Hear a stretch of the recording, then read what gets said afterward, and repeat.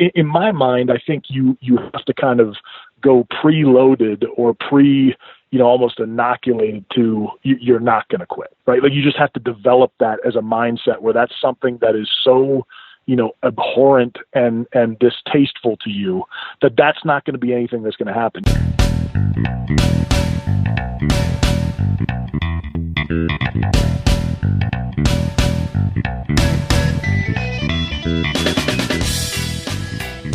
Welcome to the Hunt Backcountry Podcast, presented by Exo Mountain Gear. This podcast and the gear that we produce at Exo Mountain Gear share the same purpose: to make you a more capable, confident, and successful backcountry hunter. Straight to the point, no fluff, and no BS. This show is all about providing you with valuable information from experienced hunters. To learn more about the podcast or our backcountry hunting packs, please visit exomountaingear.com. You guys are in for a treat this week. We have Rorke Denver as our guest on the show. He's an actor, an author, and former United States Navy SEAL commander. Of course, he's also a hunter. In this episode, we talk about a wide range of topics. We cover some SEAL training, some SEAL lessons learned, of course, and why Rorke thinks hunting is one of the best activities that any veteran can undertake. We also learn about grit and mental toughness, perspective, mindset, and how we can use these tools to become better hunters ourselves. You guys are sure to enjoy this one. Let's get straight to the conversation with Rorke Denver. Well, Rorke, thanks for joining us. How are you tonight? I'm doing well. Thanks for having me. I appreciate it. Oh man, super excited for sure. Man, there's so many places we could go and so many things I'm sure that we will get into, but I guess for listeners who aren't familiar with, I know that if we asked for your history or some background, you could probably go on for hours, but kind of give us a condensed version, introduce yourself. I'm sure quite a few listeners are aware of you, maybe aware of your work, even if they don't know it, but kind of tell us some of the things, obviously the SEALs, but the other things that you've been involved with as well.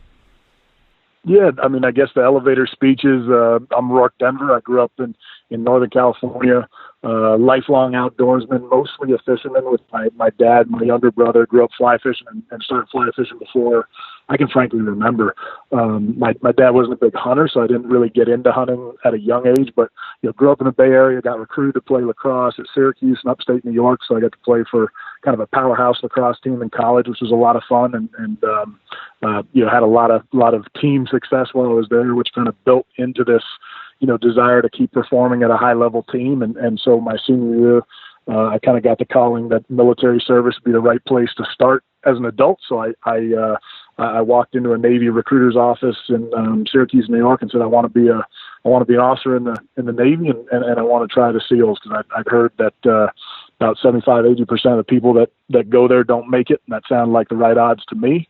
And that proved true. It just ended up being a great home. I spent 13 active duty years as a SEAL. I'm still a commander in the reserve, so I'm staying connected to it, so I can kind of keep one foot in that world. But in those years, I was a SEAL pre 9/11 with a lot of work down in Central and South America, and then once 9/11 kicked off, operated in Iraq, Afghanistan, East and West Africa, a few other hot spots that probably can't discuss, and just a fantastic experience. I mean, it was unbelievable leading assault teams in that very elite and special brotherhood. And then I finished my career running the training for the SEAL. So I ran both basic and advanced training as one of the officers in charge of that, which was just a neat way to kind of finish up my active duty time. And right about that point, a handful of active duty SEALs were tasked, actually put on Navy orders to go make this movie called Act of Valor, which came out in, I think it was 2012. So this, major feature film that came out in the big screen, but featured all active duty military in their roles. And that was, obviously unique and kind of different experience for somebody that's been serving in a unit that has been classically very much in the shadows. And then certainly, not just that movie, but, the Bin Laden raid and the rescuing Captain Phillips. And I think all the exploits of the global war on terror have kind of put the SEALs on the front page of a lot of publications, and we're certainly not in the shadows anymore, although I think our operations still stay focused the way we want them to when it comes to doing the actual job. And then coming out of that, I came off active duty because, frankly, as much as anything, I wanted to get time in with my bride and be a father to my girls. And it's just a tremendous price you pay in that time of service. So it's time to move on. And since I've written a couple books, which I really enjoyed doing, the first called Damn Few and the second one called Worth Dying For. And they talk about SEAL stuff, but mostly higher ideals and kind of higher arching concepts and what I think can hopefully make an individual stronger and the country stronger. And then I participated in one season of this TV show called American Grit with John Cena, the big WWF star, was the host, and a bunch of military folks ran some civilians through that stuff. So it's been quite an adventure. And at the same time of coming off active duty, I became friends with a couple hunters and a couple pretty big name hunters, and they got me into the big game world and into hunting. And it's just been an unbelievable transition. I mean, if ever I talk to a veteran, I ask them, "Hey, do you hunt? If you don't, you need to give me a reason why not," because I frankly think it's the best kind of medicine and healthy transition from our last life, particularly operators. I mean, aggressive, combat units guys and gals that are used to having a gun in their hand and, chasing a bad guy or multiple bad guys. You get up into rugged country and you got to make a plan and pack and get your gear ready. And then you're in some spot trying to best tactics against another critter. So it feeds kind of all the things that I enjoy. And the fact that what I shoot now I get to eat is even better. Yeah, for sure. That's awesome. We'll dive into that more for sure. I have to tell you a funny story, Rorke. I had read your book, Damn Few, and then I watched American Grit with my kids. They're 5 and 8, and they absolutely just loved the show. Oh, and, I love that. Yeah. When this podcast came up, my wife, she pretends to act interested in hunting and things like that. So she's like, oh, she saw a podcast get on the calendar, and she's like, oh, who's that one with? And I'm like, oh, Rorke Denver. Actually, you know who that is, because most of the time she has no idea who I'm talking to, right? Right. I was like, it's that coach from American Grit. And my son overheard me. He's 5, and he was, oh my gosh, Dad, you're talking with the guy from American Grit. And so he was like going on and on. He was so excited, but somehow leaked along the way that I wasn't talking to John Cena. Yeah. And my son was like, oh, it's not John Cena? Like, Total bummer. I don't blame him. Yeah. It was, well, a 5-year-old, he has no idea, right? So, oh, hey, I don't blame him. Believe me, Cena and I have become good buddies, and he's one of the great human beings. He truly is just a down-to-earth, genuine person for somebody that's a global superstar. It's pretty special. Yeah, that's neat. Yeah. So let's dive into that transition that you mentioned, because, I mean, I know we hear from the guys all the time. We have many veterans who listen to the show, even active duty guys who are listening to the show. I would love to hear more about your transition to hunting. I mean, you mentioned it, and you mentioned some of those aspects, but would love to kind of dive into deep of what that's meant to you personally, and how do you think it can benefit particularly veterans who maybe aren't hunting yet. I know there's some great nonprofits doing things like Wishes for Warriors and who are taking veterans out on hunts, but I would love to dive into that a bit further if you don't mind. No, it's something I enjoy talking about because it has meant so much to me. It's become a real pillar kind of in my life, and I think it will remain so for the rest of my life. I can't imagine when I'd stop. I mean, my desire, I think once you go down the rabbit hole in some ways of hunting, you kind of you're kind of in it forever. I mean, I think there's those few things in life that people, once you are that, you're that. Like being a surfer is one of them. And I surfed a lot as a young person, but like when people do that, there's a lot of people that will just never give that up. It just becomes a kind of an elemental part of who they are. And I think hunting's one of those areas and one of those pursuits and passions as well. I think it's interesting for military folks in that you obviously have a lot of people that hunted before they went in the military, right? They grew up in a place where, guns and being outdoors and getting in adventures was a big part of their life. And then the military was a natural transition or progression from there. And that makes tremendous sense to me. And I have a bunch of, SEAL teammates and operators that were big hunters before ever they came into our line of work. And so that makes perfect sense. I think the flip side of that is there are a lot of people that didn't grow up hunting. Now, again, I was an outdoorsman and a fisherman, so I had plenty of great adventures in the wilds with my dad and brother, chasing, mostly trout, steelhead, and fish with them. But, hunting wasn't a big part of it.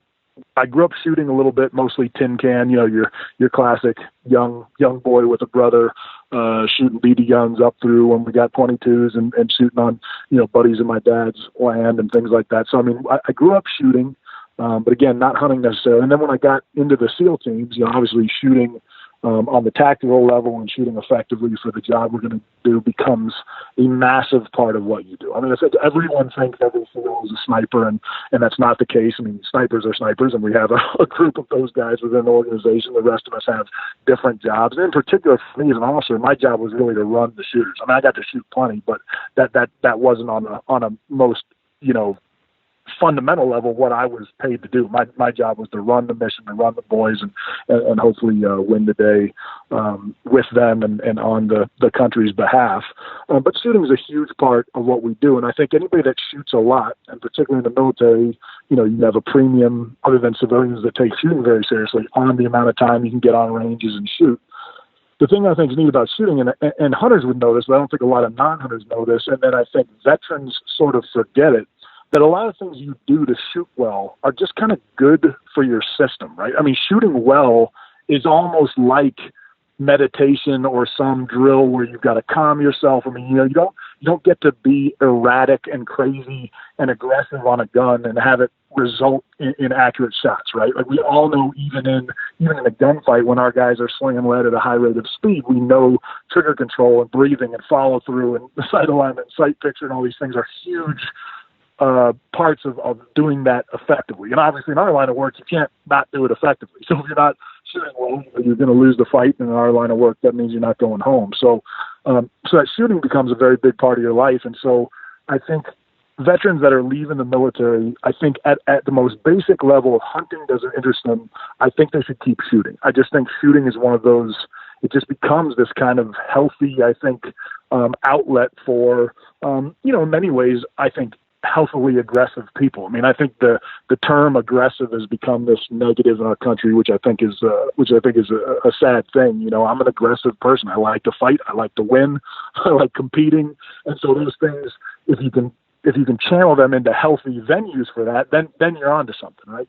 There's punks out there that take it the wrong way. But for most of us that are aggressive, we channel that into some level of competition, or whether it be with ourselves or with others. So anyway, a long story to get to a point that shooting becomes this big part of what we do. And then, when I left the Navy, I really didn't know how I'd maintain. I mean, I kept shooting on ranges and would go shooting with buddies and kind of keep that going. But I actually met a buddy, Steve Ranella, who I'm sure a bunch of your listeners would know. He's got a TV show called The Meat Eater, and he invited me to go on a hunt. So I got to jump to like the front of the class for my first hunt. Most people hunt, take a hunter safety course, and then go with their uncle that probably doesn't know that much about it anyway, and then you figure it out, right? I get to go. Not you. You get to go to Alaska with Ranella. I get to go to Alaska on a bear hunt with Steve Ranella. I am well aware. You kind of cut the line a little. I cut the line 100%. So not only do I get a primo hunt that I'm not paying for, better yet, I've got, a world-class hunter and human to teach me how to do it and expose me to it. So the thing I found is when he and his team sent me the gear list for the trip, it was like, oh, this is exactly the same thing when, my chief or LPO gives me a gear list for a mission or a training trip we're going on. So now I'm packing gear and laying it out in my garage and, weighing stuff out and thinking about it, which is very familiar from my last life. And then, you logistics, put that together on how we're going to get there. All of a sudden we all meet up in Seattle, and then we're up in Anchorage. And then next thing you know, you're transitioning to a smaller aircraft, very familiar. We fly into this really remote, rugged location, kind of set up a camp. And I remember when we stepped off on that first day of the hunt, and I put a heavy pack on my shoulders, some, basically, it might have been hunting, but basically tactical gear and a rifle on my shoulder. I started walking up towards snow-capped mountains. I mean, you want to talk about kind of a strangely awesome moment where I was like, well, this is precisely what I've been comfortable doing for the last 15 years. And out here, I get to, hunt a quarry that I can hopefully, take home, eat, enjoy the time. And my biggest threat is a big grizz scratching me up or something like that. But it just felt so familiar. And then the tactics fell into that too, and cut me off on running too long. But the tactics of it are so similar. I mean, you're patterning behavior of the animal and what its practices are and what you can study and know about it and where it behaves and how it does things. And then, the wind and then your movement, your discipline with sound and noise and smell and all these things. I mean, it's just so utterly familiar. So I think that's why, again, it's so instantly kind of grabbed hold of me as a comfortable, transition from my last life. I mean, a good way to take chasing our nation's enemies and hunting two-legged, bad guys around the world. This was a perfect and very, I think, healthy transition from that skill set to something that becomes, I think both a passion. I think it's, about conservation. I think it's about, taking care of the animals and having respect for them and then being around good people and in rugged, beautiful places, experiencing what we get to experience in this country like very few others on earth. So again, I really recommend anyone that's a veteran, whether you're active duty or coming off duty, to highly consider dipping your toe into the hunting world and hunting sports. I think it's just about the best place to find yourself. Yeah, that is awesome. Is there anything, I mean, you mentioned that so much of it was familiar, felt familiar, so many similarities. Yet at the same time, getting into, I guess, cutting that line that we talked about, kind of essentially going from having little hunting experience to diving into Alaska, to diving into a backcountry hunt, or any of your hunts since. Did anything surprise you about that? Any of the lessons you learned that stick out to you about the hunting experience specifically that was maybe different than your previous experiences? Yeah, that's a good question. What's different or surprised me? I mean, I think the thing that surprised me the most was how not different it was. So, I mean, I think the thing that was what I didn't plan on or I didn't kind of forecast was how much the tactics of chasing, a group of bad guys or a bad guy is very similar to chasing, a herd or a bunch of animals or a trophy or your quarry. I just think the parallels are just, border on being creepy, so again, that's another thing. I feel like if you're certainly part of an aggressive unit or kind of a combat unit, I think you'd be pleasantly surprised if you got into hunting that you would already be at a much more accelerated, skills point than somebody that was just coming off the street and going to learn how to hunt kind of on their own. Now, that said, you very much have to start recognizing that, animals don't behave the same as humans do. And you've got to learn the individual species and what they do to survive, where they find water, how they sleep, how they move, what time of day you can move on them. But that stuff, again, it's pretty easy to adopt in the sense that you've been doing it for a long time. I'm trying to think of anything that jumped out at me that was majorly different. I mean, if there's one thing, although I don't think your listeners will be surprised by this, I mean, we take even scent and smell very seriously in the field. And there were times in Iraq and Afghanistan, we would smell the enemy. I mean, we would smell the target before we saw him. It's just, you become kind of a predator in that environment, and they could do the same for us. I was surprised at how much, you go into the hunting world and look, you see all the different camo patterns and the reason Bass Pro and Cabela's and these companies are in business is they can sell new patterns every year, and people think that's going to give them an advantage. I mean, as best I can tell so far, and I know there's species, I don't think you're going to trick a turkey if you're wearing a tuxedo, but most of the big game animals I've been going after, I mean, I could pretty much be in a tuxedo if I have the wind right. Yeah. So it's been very interesting to kind of see, look, if you're downwind of a big bull, you're in the game. And if you're not, it's over. Right, I don't care how many, whatever, scent blocker things. And of course, now I'm not going to get an endorsement deal from a scent blocker company. But I mean, look, you spray that stuff on there. I just, even the videos that say they try and prove it, I haven't seen it yet because I've had 3 or 4 big critters. I've been in good shape and felt that, icy wind on the back of my neck and seen that animal go dead ridges straight and take off at a dead sprint away from me. You're like, oh man, it's over. There's nothing I can do about it. So that was unique. I mean, I think that was something that, I wouldn't say it was unfamiliar, but I now have kind of recognized in the game. I live in the Rocky Mountains now, so I've been looking for elk and mule deer and things like that are kind of my easiest game. And the deal, man. They smell you. It's game over. Yeah.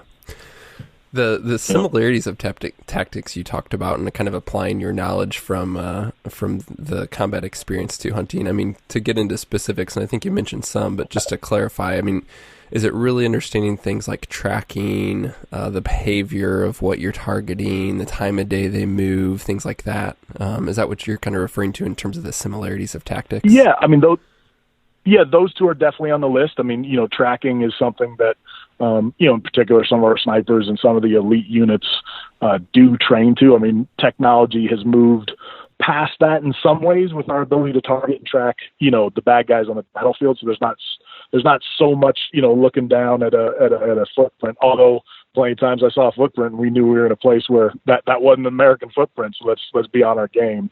So those things play certainly. I would say the things that translate very, very directly. One, our gear, right? So you know the foot gear, the socks, what type of synthetics or natural stuff you're going to put on your body based on the weathers and the weather and the climate and how to kind of manage that. I mean, it's something that's very familiar to anyone that's been in the military. They know how hard and how far they can hunt with a certain amount of weight and how functional they'll be when they get there if they decide to pack too much or, pack light and freeze at night. That's a choice you get to make too. And so, we've got a lot of experience with that. Everybody in the military on the most basic level knows how to read a map and do orienteering and terrain understanding that I think that's one of the huge advantages, particularly in, combat units or infantry units, is a real good sense of looking at a map and knowing what that translates to in the world. And I think a lot of hunters, if they would be honest, take a lot of years to develop. And it took us a lot of years to do that. I mean, you got to look at a lot of maps to say, oh, that's a gorge, that's an open field, that's a high point, that's a low point, knowing those things. So that's a tremendous advantage, even with GPSs, which I, of course, carry. Knowing the terrain and the ground and having familiarity with spots where you're like, I can't get up that. I mean, that scree field is going to, kill us all. If we try and go that, we're going to need to go around. This body of water is not something we can cross right now because, we're going to be hypothermic by the time we get where we're going to go. So all that stuff, again, is kind of common knowledge for the warrior, for the soldier. And so that all is real important to really having a successful hunt. Then when it comes down to learning the critter, again, it's just kind of adjusting what you've learned from chasing other targets and applying it to that, to that species, which is not that big a jump. Yeah. Yeah. Oh, that's great stuff. Yeah. And then weapons, of course, knowing, what weapon knocks down, what size target and does it effectively and does it in the way that you want it to do it. So, I mean, that's a big part as well. So again, it's kind of remarkable how much it translates. Right. Yeah. Since you mentioned weapons, one question I kind of wanted to ask is if you had any particular tips for shooting under pressure and or under exhaustion. So, it's, you're 5-6 days into a grueling hunt where you've been exerting energy each day, you're getting worn down, and then like that, the shot opportunity presents itself, what you've been waiting for. So Not only are you tired, but you also have, quote unquote buck fever, or just the anticipation of the moment that's finally happened. Any practical tips on preparing for that shot? Yeah, of course. I mean, I love to shoot, and I love the way I've learned to shoot. And it's funny. I mean, even post my time in the SEAL teams, I've got a buddy up in Wyoming by the name of John Burns, who's pretty well known in the long range shooting space. They make beautiful ARs up in Cody, Wyoming, and he's just become a good buddy of mine. I've actually learned in some ways more from shooting from him than a lot of time in the military, just because he's been a long range guy for a long time, and he's competed in 3D gun and everything. There's nothing he doesn't know about shooting. But some of the things that we all know are the case, it really ends up becoming what's between your ears, right? I mean, you can practice all the skills of sight alignment, sight picture, breathing, body position, squeezing the trigger, letting that break surprise you, follow through, not jumping your head up off the optic, which will give you bad habits to throw shots. It's very easy for anybody to look that up. I mean, most hunters they read Field and Stream, they look at these things, and so you kind of read that stuff. Now, I don't know how many people practice that functionally, and that's where I was going to get that. I really believe that the reason SEALs and Green Berets and Rangers and the top tier units in the world perform at a high level is because we just train our tails off, right? So we just do it so many times that just reps, exactly. And so, the first time I shot at a bad guy, it didn't feel like the first time. I mean, I just done it so many thousands of times, it was almost mechanical. And so I think you need to train, one, you need to train as much as you can, much as you can afford in time and money to make that happen. But I would say more than that, if look, very few of us, myself included, can train the way I train in the military. I don't have the budget or the time to do that. So the thing I do is when I train, I make it very much real world and purposeful. So the person that just goes to the range to do their sight-ins, sitting on a stand on a bench rest and puts a little group out there, that ain't what you're going to see in the Alaska range, right? So you should go to the range and, do 25 push-ups or, sprint 75 yards, leave your gun on the table so you don't freak out the range control, but, run 50 yards, come back so you get your heart rate spiked up, because that's what you're going to feel, because you're going to be sprinting up, 5,000, 8,000 feet to go find some critter, depending on where you hunt. And even if you're in a tree stand, like you said, your heart could be going just as fast as if you had sprinted 50 yards just because you're, excited about the moment. There's a big set of horns in front of you. I think you got to practice like you play. Yeah. So if you do that, if you put yourself through those drills, you'll kind of inoculate yourself to that moment. I think if you told me what's one tip I would think of, is that I've rarely seen there be as little time as most people think. I mean, everyone at some point will have a big animal go through some little crossing where they had a split second to take that shot, and what are you going to do? There's probably a good chance you're not going to get that rifle shouldered or that bow up and ready to go. Usually you have significantly more time than you think, right? And most people rush, and when you rush, you get in trouble. Yeah. So you got to just get into a spot, practice different positions, practice high angle, low angle shooting, and that's with any weapon system you're using. That could be a rifle, it could be a bow, could be a spear. Whatever you're hunting with, practice from the spots that you're going to find yourself in the field, and make it challenging. Make it something that's going to replicate what you might see. And then when you get there, you're just going to feel so much more comfortable when that moment comes up. I mean, that very first bear I was hunting with Steve, and we hunted our tails off. And I mean, trying to, Steve's like a billy goat. I mean, I'm a 245 pounder. I'm trying to run up and down these hills with him, and I was still in pretty good shape. You're like, this guy can go, So I knew I was going to be pushing hard, and we had for almost 6 days. And then we finally got a black bear that was coming in our position. He's blowing a predator call to keep that thing coming, and it popped out at 300 yards. He was still trying to kind of sex it and tell me if it was a good bear. He finally said it was. Now I'm in an offhand position at 300 yards. I'm like, I'm just not going to sling around at 300 yards offhand. It's just a bad shot, so I'm going to wait and maybe we miss it. And then all of a sudden this thing pops up, at 80 yards, and I could tell him, he's like, don't rush. And I was like, I'm good, buddy.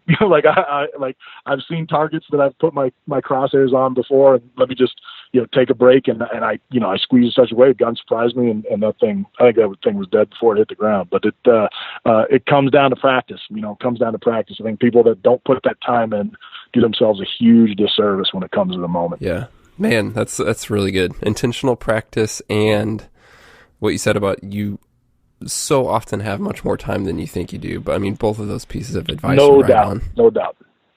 I mean, anybody that rushes a shot, I mean, somebody's rushed a shot and made the hit, but right. I mean, but we've all rushed a shot and made a bad shot. Oh yeah. Everybody. Yeah. And usually when you make a bad shot, you're like, man, I kind of rushed it. Yeah. Hopefully it was on paper when you did it, but Yep. Yeah, for sure. So some of the other things I would love to hear about, is the mindset, because the way I see things, as you mentioned, with SEALs and all of your training, and you do the reps, you do the shooting, clearly, you've been through many experiences physically and jumping. I mean, all kinds of experiences physically, but what I know of SEAL training, and really what all that physical training goes into, is building a solid mindset. And so for hunting, and particularly if we're talking backcountry hunting and we're talking about, going to the mountains for a week, and, sometimes the weather sucks, sometimes the animals aren't there. I mean, there's all kinds of mental struggles.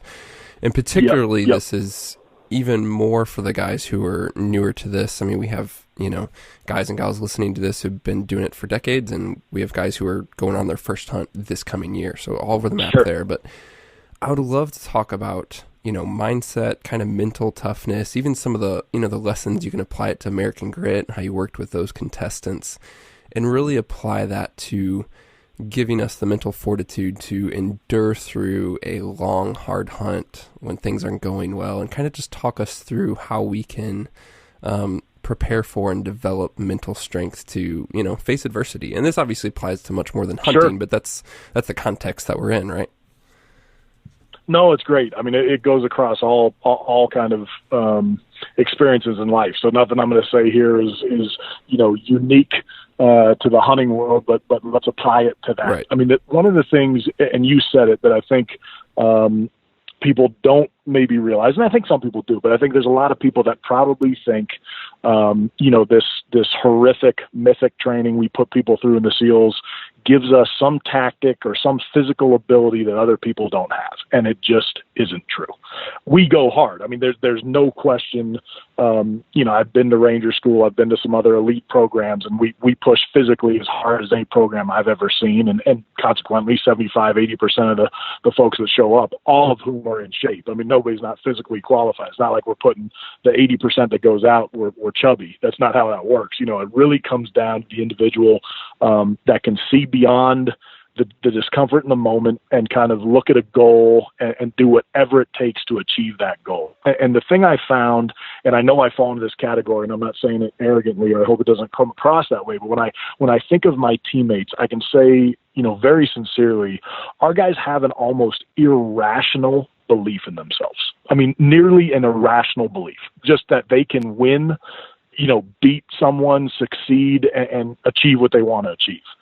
That singular concept, and pair that with they absolutely abhor giving up or quitting. Like, that's just not even part of our DNA. Like, giving up and throwing in the towel is not something we'll do. So you put that with a tremendous belief in your ability to succeed, and you are already like in the 90th percentile, I think, of probably performing well, right? Just those two things alone, you're gonna go a long way.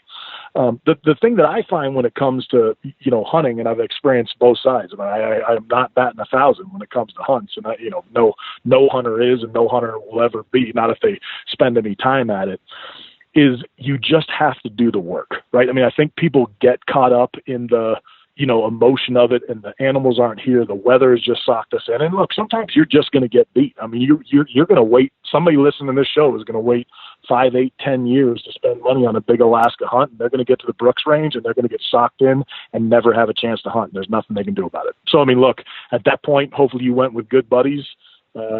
Enjoy that time in even foul terrain, and recognize that the guys didn't shine on you that day, and you gotta figure out a way to get back there. Yeah. But let's take that out of it. Let's take getting just utterly blanked by the hunting and weather gods.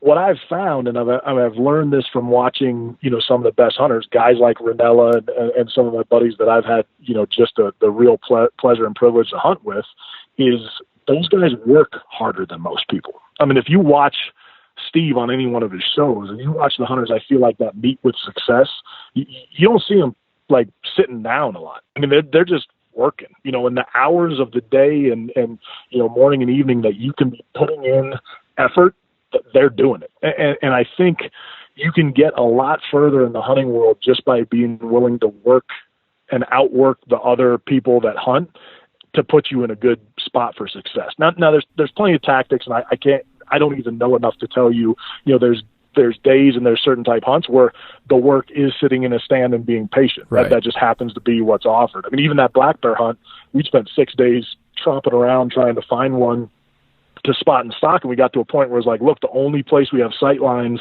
is where we are at this camp. You just got to sit at this camp and be looking 360 degrees and find one. And that's hurt. And then we had to put a move on them. That's how we found them. So there's tactics involved, of course, but take that away, you just got to work, right? You got to grind. And so I feel like, I'm worried that this country, not a whole bunch of the base of this country, but I think there's a lot of people that are not willing to put in the hard work that it takes to achieve anything, because working's hard. It is going to make you more tired. It's going to be less comfortable, and it's going to cost you more kind of physically and emotionally. But those are the folks that get paid. And I'm sure, I would imagine this is ringing through in your ears, that most of the people that have success, and particularly like you're saying, like a do-it-yourself backcountry hunt, stand by to work. It's about getting to those high places and glassing, and then trying to figure out a good way to get in a position to find that critter. And if you're not finding it, you're walking multiple ridge lines to get to that place. And so I think just putting in the effort, it sounds simple, but that's where the good stuff is. And frankly, that's why you should want it. And so that work backs up not just from the hunt, but the preparation for the hunt. You should be physically preparing your body. You should be doing those things that can make yourself strong and capable, and humping that, weight that you're going to take up in those mountains. You do that the first day of and try and break in a brand new pair of boots on the first hunt, man. You haven't done your job. Right. You just haven't done yourself a service to get up there and kill it.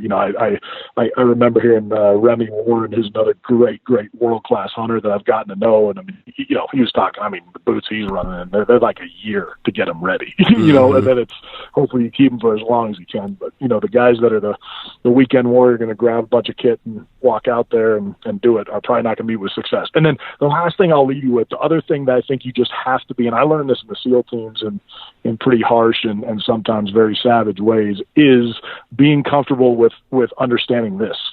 You can do everything exactly right, and it can go horribly wrong. And you can do everything wrong and take home like the Wyoming state record the first day of your hunt, like coming from New Jersey, right? Yeah. Like it just happens that way. That's certainly true in hunting. I went on a bow hunt a couple of years ago up in the Rocky Mountains, and we went walking in this canyon where we didn't think we were going to see another human being, and out comes this fat, out of shape, look like he's going to have to get medevac out of there, guy in like the most expensive, gear you could have on earth, with this massive 6x6. And he walked past us, and I'm sure he was trying to get to his, fully loaded Mercedes SUV and get out of Dodge. And we talked to the outfitter that was with him. He's like, I've never seen anything like it. This guy walked up there. I thought he was going to die. The half mile we walked him into here. We literally got in here a half hour later. The 6x6 walks onto the horse trail we're on, 75 yards from this guy, and he drops it. The guy's going to go back to. Oh, he's going to go tell. Yeah. Be like, whoop-de-doo, whoop-de-doo. I'm a mighty hunter. And he didn't do anything. He's going to go home and tell a hero story. Oh, I was with two of the toughest hunters I've ever been around, and I couldn't even tell you how many miles and vertical feet we covered to not see anything. For the next 4 days, nothing. So it is what it is. You got to be comfortable with that for sure. This episode of the Hunt Backcountry Podcast is brought to you by Hoyt Archery. Both Steve and I have been shooting the Hoyt Carbon Defiant last year as well as this year, and couldn't be happier with the bows. One unique thing about Hoyt that sets them apart from the rest of the competition is their testing standards for every bow that they release. So Hoyt tests every riser as well as every limb design by dry firing that bow 1,500 times. I don't know if you know much about dry fires, but on mini bows, if you dry fire a bow once, something is going wrong. Limbs might be cracking, cams might be bending. A lot can go wrong when you dry fire a bow. But with Hoyt, just to show the strength and engineering into their designs, they dry fire their designs intentionally 1,500 times, as well as taking every bow design through a draw cycle 1 million times just to guarantee that it's going to hold up. I don't know about you guys, but that's just peace of mind and rest assured engineering quality that's going into the bow. If you guys are in the market for a new bow, be sure to go to Hoyt.com and check out their wide range of hunting offerings.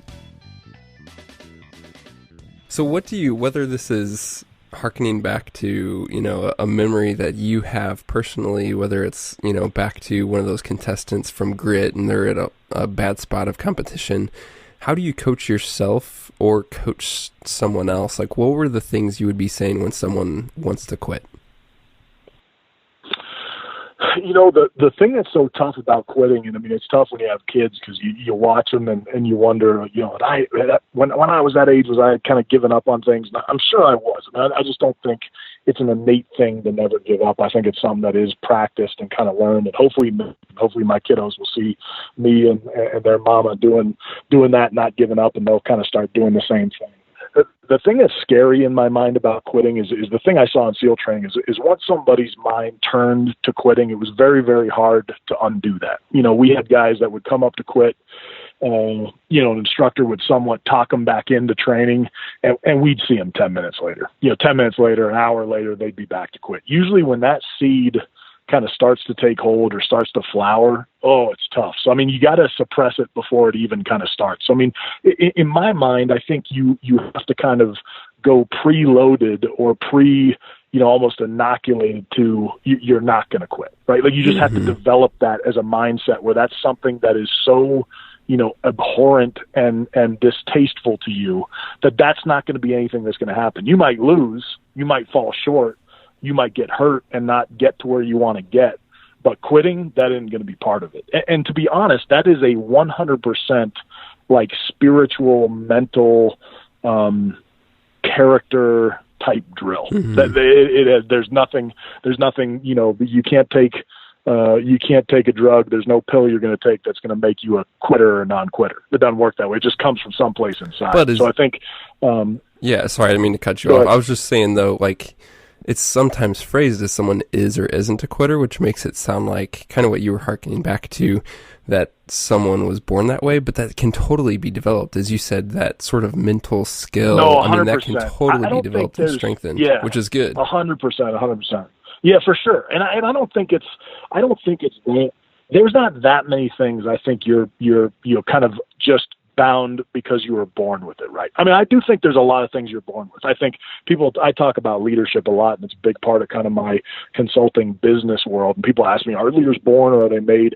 It's not a cop-out. I do think it's both. And the reason I say that is I think you can learn the skills of leadership. I think you can learn some of those tricks of the trade. The fact of the matter is there's just leaders that some people are going to follow, and there's leaders that people won't. There's an X factor there of believability and some chemical that they give off that people are willing to do. And those people generally become leaders. But no, hands down, there's no way you can tell me somebody was born a quitter. They might have, some personality trait where they're harder on themselves or they're more critical of things, but I think you can train to it. And it's funny. I have been talking about this lately because I was reading some books on kind of cold water immersion stuff and how actually good, when you do it right, that is for your body. And SEALs have a premium on spending time in cold water, to suffer and see who's willing to, quit or not quit. But that's like one of those little drills you can do at home. It's going to sound simple, and I bet, 1 in 100 or 1,000 of your listeners will actually do this. But, at the end of a shower, you take a nice shower, it's warm and enjoyable.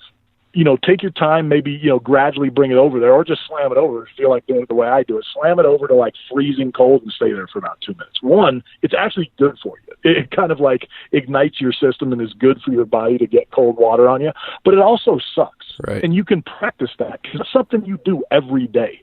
And I'm for practicing some level of suffering or some discipline that makes you do something that you don't want to do every day. Yeah. If you do that, you'll build this system of when things get hard, you're used to saying, okay, I'm going to just power through that. And I know, again, it sounds simple, but I think if you push yourself to do something uncomfortable, every day, every few days, it's good for you, man. It builds stuff inside people that can really take them to a new place. Yeah, that's good. Yeah, I think of so much of how that applies to the mental strength, because on one hand, if you're in a situation where something's hard and you're trying to, pump yourself up or whatever, like if you don't have experience to back up that positive self-talk, that you're lying to yourself, essentially. But no doubt. If you have the experience of going, yeah, this sucks, and yeah, I'm going to coach myself through it, but what I'm saying about I can do this or whatever, like it's backed up by the fact that I've actually put in the work and I've embraced the suck and I've done harder things, then it's legit. And you can totally coach yourself through it. Can't be said better. Yeah. Can't be said better. I'm positive the guys that don't make it through SEAL training, the voice in their head whenever they hit that wall, and probably a lot of the voice in their head leading up to that moment, was a voice of doubt. And it was a voice of, I can't do this, they've got me, I'm not good enough, and things like that. And the guys that make it are literally like that Saturday Night Live skit of the dude looking in the mirror, they're like, I'm good enough, I'm strong enough, I'm going to see this through. Like, that's what our voice is saying. Right. And I know it is from being an athlete. I was an athlete my entire life, running through horrific preseason training workouts and then competing at a high level. And so my mindset is I'm going to win. I'm going to go win. And if that's where you start, you're in a good spot. Yeah, for sure. Yeah. Awesome. Something you've touched on even in your hunting stories, and I know is clearly the case from your military experience, is the importance of partnerships, or not doing things alone. Yeah. I mean, you've talked with hunting, every hunting story you've mentioned thus far, you're saying I was with so-and-so. Clearly in the military, especially with what you guys go through with SEAL training, you're always there with someone. Kind of just talk to the value of not being isolated, not doing things alone, and how important it is, and what a game changer it can be to have support with you. Yeah, I mean, your listeners might not believe this, because I talk for a living, I write, and I've been kind of in the public eye, a decent amount. I actually peg the needle introverted. I'm not an extroverted person. My bride, hugely extroverted, super social, wants to be around people all the time. I can go big blocks of time alone. That being said, I do not think humans as a species are solitary animals. I mean, we're all different, but I think we're kind of pack group animals. And I think when we exist, even people that would say that's not the case, I think generally have some sounding board or someone they talk to. If you're just sitting alone in some cabin somewhere, we know where that leads. You start blowing up buildings somewhere, right? I mean, it's just not a healthy thing for most people. So I think the social part of who we are is just a big part of what we are on just the most DNA level. I have a bucket list, no doubt, at some point that I want to draw a big tag in rugged country, and I want to go in and do it alone. So there's definitely at least one of those I want to do. That said, I probably only want to do it once. I really love being teammates and people that I enjoy spending time around, and that's a huge part of my hunting life. So, I mean, my bow hunting partner tomorrow, we're doing dinner, as couples, but I mean, he and I will go off the side and plan a turkey hunt in the next couple of weeks, and we're planning the fall, and we've got our tags in for different states where we want to go chase elk and all that stuff. And so what I would say is choose those people very, very wisely. I mean, I'm very purposeful about all the people I spend time with. I mean, I'm forced to spend time with people that I wouldn't necessarily maybe pick on my own by the nature of my work, and life forces that on you, and you can't avoid that.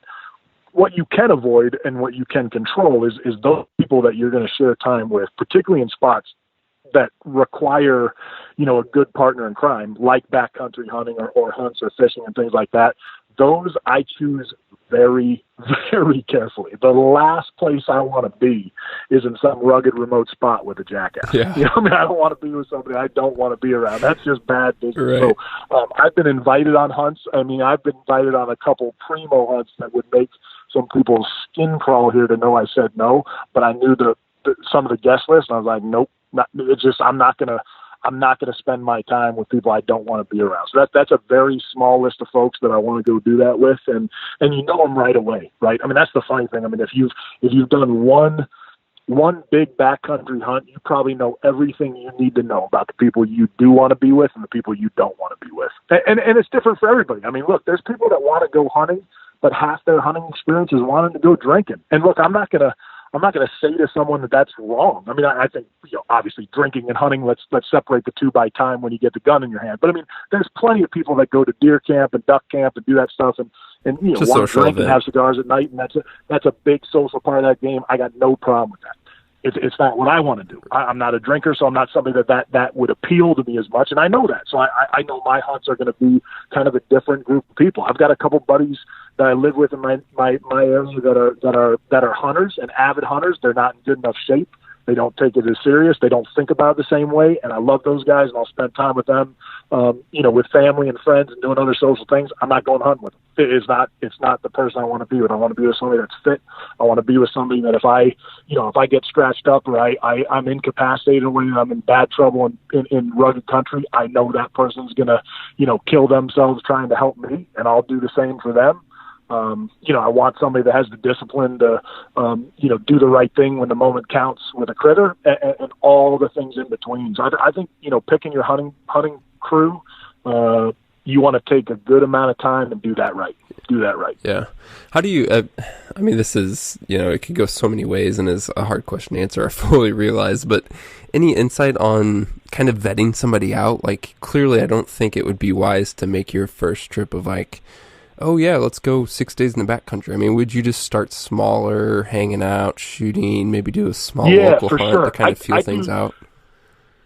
No doubt. Yeah, I would not take a primo hunt with an unknown. Now, look, that's horrible advice, like across the board. I mean, that there's, somebody's going to offer you some big hunter. There'll be an opportunity that they have access to something that might be worth, giving it a shot. And if it goes well, great. And if it goes poorly, hopefully you got into great country and maybe you got a good opportunity, right? But I think in general, if you're going to go, on a big hunt or a hunt that's important to you, I would do some time with that person, in some other activity to kind of get a sense of them. I mean, people tell you who they are pretty quick. I mean, I think there's people that have a real hard time judging folks. I don't think that many. I think for the most part, most of us know whether they've done studies on this in science. I mean, I think they have like 7 seconds it takes you to know if you're going to like somebody or not. I mean, you'll of course peel back the onion and find out a lot more about somebody. So you can't say 7 seconds is all it's going to take you to pick your next hunting buddy. But I mean, I think on a basic level, most of us can probably tell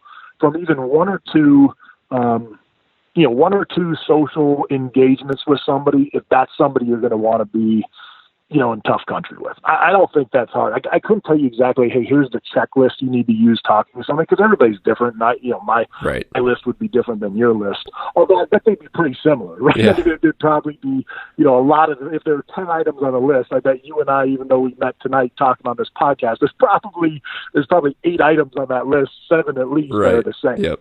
So, you want somebody that matches a level of fitness, you want somebody that matches a level of interest and expertise, and if anything, pick somebody that's better than you, because you're going to learn and achieve more when it comes to that. And you just want somebody that matches your personality. Like my bow hunting buddy, he and I both love each other's company, and we can talk. We never run out of things to talk about. We don't talk a lot out in the field unless there's a reason to talk. And then that works for both of us. We're both thinking, we're both, in general, that's bad business, of course, kind of tactically, but, we both just kind of do that naturally. And we'll pull over and say, hey, let's kick this around and make a plan. But once we kind of step off, we kind of know what we want to do and how we're going to do it. We kind of just go do it. And then, all the other things kind of line up. I mean, we also have kind of the same, that's another thing too, is like, you're going to want to know, are you somebody that wants to hunt out of a very plush 3-star lodge and have somebody ride you up on a horse into a beautiful part of the country and set you up on the spot and hopefully push an animal into your spot, or knows there's animals out there on some private reserve and take that shot? Or you're somebody that's a do-it-yourself, I'm going to go get a public tag in New Mexico and do the map study and pack my gear and get in there rugged and go light and realize if I knock one down, we're going to be packing that out for 3 days or 2 days. And it's pretty important to know that that's the person you want to be around, and the two aren't going to cross over. I mean, somebody that wants that lodge isn't going to want to go do that. Yeah. So you gotta make sure, you're picking the folks that see it the way you see it, and do it the way you want to do it. I mean, I haven't done a lot of bird hunting, but I've got a good buddy, that loves the pheasant hunt, and we go hunt wild birds in Nebraska and South Dakota, and it's with his dog on land that we've gotten permission to go hunt, but it is wild pheasant running around up there. And then another one of our good buddies in that group, he goes and does kick and shoots. He goes to this luxury resort where they're making him beautiful food, and he wants to sleep in, and he basically wants somebody to throw a bird in the air, And again, I don't like judge the guy. It's just not for me. I don't want to do that hunt, but he does, and so be it. So you should know between those who you're getting in with, and then if they match up, I'd go with the match as opposed to the counter. Perfect. Yeah. One final question for you, Rorke, and this is not necessarily hunting related either, but I heard you, I don't know if it was in one of your talks or in one of your books that I read, but you talked about the number one thing you learned as a SEAL. And clearly I need to hear more about it and why that you think it's the most important thing you learned. But you said the most important thing you learned as a SEAL is that calm is contagious. Can you elaborate on that? Yep. Yeah, of course. I mean, people ask me all the time, what is the number one thing you learned in SEAL training? And of course it's, they think it's some tactic or a choke or a way to shoot, something like that. And I've learned plenty of those, but that's not the best kind of piece of advice or knowledge that I ever picked up. I was in our basic course of instruction. They were giving us a final training exercise. They're basically giving you a mission that you got to plan as all the students in the class. And, we started with 190 guys. We're down to 22 guys left in the class. So we're all going to make it. It's a small group of tough guys that are going to be SEALs at that point, but they're going to evaluate you and see how you do kind of under pressure. And to keep the story simple, we had briefed the timeline, and as we were going through our rehearsals, getting ready to execute the mission, we were behind on our timeline, which short of shooting a teammate in training, that's about the worst mistake you can make in basic training, because a timeline on the actual battlefield, other units, other personnel can be counting on you to be where you say you're going to be at a given time or doing something you say you're going to do at that time. So it is an egregious mistake to miss your timeline. And we were behind. And so I was kind of actually in charge of calling out the time, but the senior leader in the class was running around this compound trying to, get everybody fired up, but he was just screaming his head off. I mean, kind of losing his mind trying to get us caught up. He wasn't doing it wrong, or he didn't think he was, and I didn't think he was kind of at the time, but he was going crazy to kind of get everybody caught up. But this Master Chief Petty Officer is the senior ranking enlisted man in the Navy, and this guy was a legend. I mean, just an absolute legend in the SEAL community. I remember he kind of pulls all the officers aside. He's like, "Hey, get over here," and we all kind of come over to listen to what he has to say. And I'm gonna abbreviate a little bit, but he basically said, "Look, your job as officers, at a minimum, is to just keep your head. Like, I mean, the boys, the people that you're around, they're going to mimic your behavior. And they might even amplify your behavior. So if you keep it together, they'll keep it together. And if you lose it, they're going to lose it." And then he just said, "Prepare to copy." And that means to take notes in the military. So everybody breaks out a piece of paper. And he said, "I want to share something that a Master Chief from Vietnam shared with me, and now I'm going to share it with you." And all he said was exactly what you asked me. Calm is contagious. And that was it. I mean, he said that, and it didn't seem so profound at the time. But, 15, I'm approaching 20 years of sustained combat. I've been in plenty of gunfights in my life. I have never, ever seen this proven false. Chaos is contagious, panic contagious, stupid 1,000% contagious.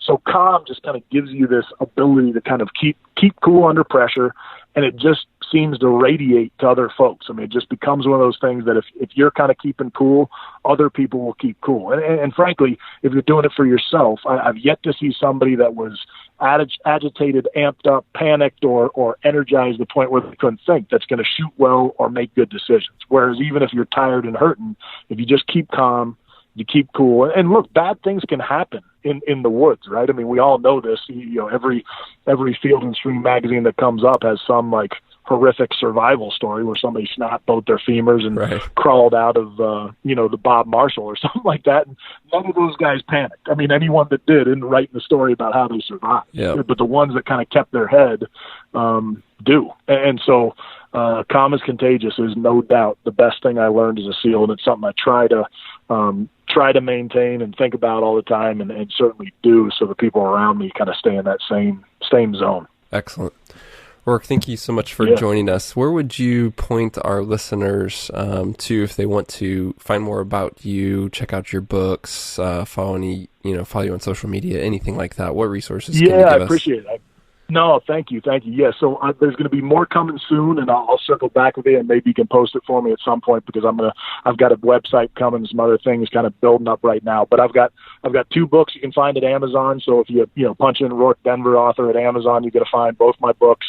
I'm on Twitter, and I think it's just at Rorke Denver. I'm so egregiously bad at social media. You can find me on Facebook too, but I'm not great about it because it's just not something that feeds my soul. But I'll try and be better about it. And then other than that, those are the places to find me right now. But I'd say look for a Rorke Denver or a branded, I guess, website amongst that soon, and I'll get back to you on it when I have it. But you can find my books on Amazon or where books are sold, and that's the place for now. Awesome. Rorke, thank you so much for joining us. Hey, I appreciate it. I enjoyed it. We'll hope to see you out in the field. Well, thank you guys so much for listening to the Hunt Backcountry Podcast. We really do appreciate it. Steve and I love going on this journey, talking to our guests and learning ourselves, and we're so glad to have you along with us. To access the show notes for this episode and subscribe to future episodes, please visit exomountaingear.com/podcast. We really do value your feedback and would love to hear about any questions, topic suggestions, or comments you have. Our email address is podcast@exomountaingear.com. As well, if you're enjoying the show, please consider leaving us a review on iTunes. By doing so, you'll be entered into future Exo Mountain Gear giveaways. We're looking forward to the next episode next week. Tune back in and be sure to subscribe. We will catch you then.